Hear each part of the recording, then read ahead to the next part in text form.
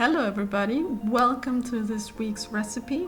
I'm gonna show you how to make a Rocher glaze, perfect for any dessert. So let's start by going through the list of ingredients. I have a vegetable oil that is neutral in flavor, and we need oil in this recipe because we want our glaze to be nice and thin. Now I'm gonna pour this on top of some milk chocolate, which I have here.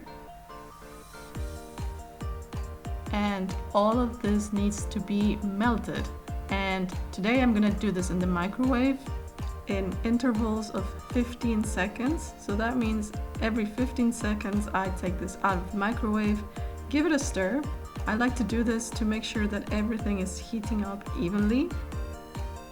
And it's also nice to check regularly to make sure you don't burn your chocolate.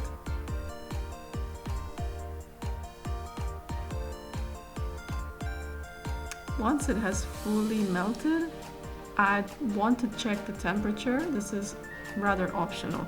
I just want to make sure that it's not too hot by the time I add the nuts. So if you do end up using a thermometer like I am, just make sure you're around 40 to 42 degrees Celsius, and then you are good to go and add your nuts. I have almonds, crushed almonds here with the peel on because that's all I had, but I do recommend that you use blanched almonds for this. You could even toast your almonds if you want that extra nutty flavor, but I find that raw almonds work just fine. So this is done. We can set this aside and let it cool down, and while that's happening, I'm gonna go get my cakes. Today I'll be using frozen mousse cakes as my base, so I'm gonna go get those out of the freezer. Now, before we get to the glazing part, you have to decide whether you want to dip your cakes into the glaze or you want the glaze to be poured over the cakes. In my case, I'm gonna go for the dipping method since my cakes are rather small, and that means I can use the dipping method, and I have to use a container that will be filled up just about enough so that I can dip the whole cake into it. So yeah, you have to think about the size of your cakes in order to decide which container is best for you. Now, another super useful tool to have is a long toothpick. This is great because it allows me to lift the cake and dip it into the glaze without damaging it too much. Now it's time to get your cakes ready. And like I said, I have frozen mousse cakes ready to go. I just took this out of the freezer so they're completely frozen and I can unmold them. I went for a cubicle shape so that I can show you how this glaze will coat something that is frozen. But you can also use any sort of cake. I'm gonna do 2. And now that I have my cakes ready, I set up everything I need for the glazing part. I have a cooling rack over a tray. That tray will collect all the leftover glaze that drips off of the... So let's check our glaze, the star of the show. I'm gonna check the temperature to make sure it's not too hot for my frozen cakes. I want this to be at around 35 to 37 Celsius, so this is perfectly fine. If you do not have a thermometer, please check the description box for some guidelines. Once we're happy with the temperature, we can pour this into the pre-selected container and make sure to use every single drop. If you find that your cake doesn't quite fit all the way, then you can switch to the pour over method, or you can double the recipe to make sure you have enough. Now here comes the toothpick. I'm just lightly pressing into the cake and I can lift it, I can turn it, so it feels rather secure.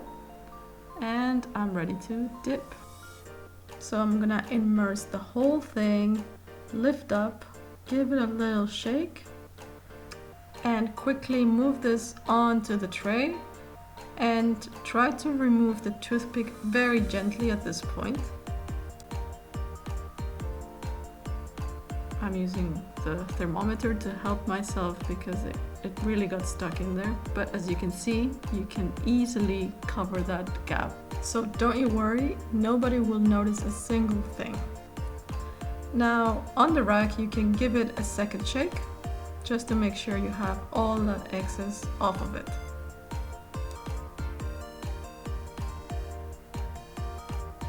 Now let's do a second one.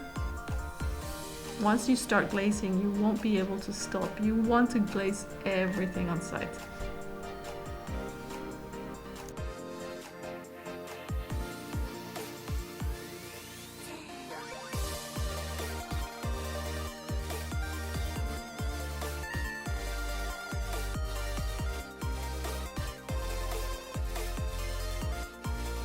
Once you are done glazing, you can either eat them straight away. You can see that the first one is already set. So you could in principle eat these straight away if you're working with frozen cakes. But otherwise you can just put them in the fridge for about 10 minutes for them to really set on the cake. But if you are like me and cannot wait to try this, then go for it. You can eat it straight away. I'm gonna put this on top of a brownie that I just made, which I think goes really well with my mousse cake and the chocolate glaze. Now let's cut into this. You can see that gorgeous snap of the glaze. You can see also that the glaze is very thin.